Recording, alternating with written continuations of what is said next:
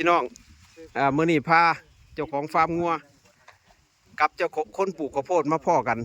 มาเจรจาตกลงราคาที่สิซื้อข้าวโพดเลี้ยงสัตว์เจ้าของฟาร์มงัวท่านนายกมีชัยตำบลหนองหะ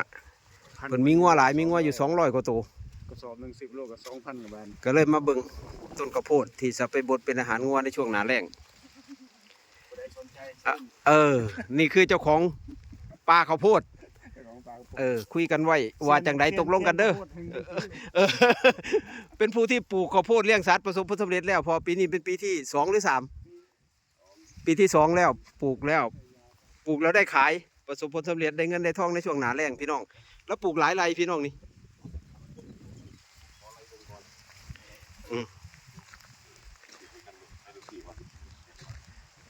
ตกลงราคากันเข้าใจว่ามันจะเกวันเสาร์เดี๋ยวรถมาลงไปช็อปเลยบอกคนที่ตัดถึงช็อปของมันง่ายถึงนี่รถช็อปเนาะมีนะไอ้ที่ตัดแล้วเป่าใส่บดเป่าใส่ได้เลยใช่ไหม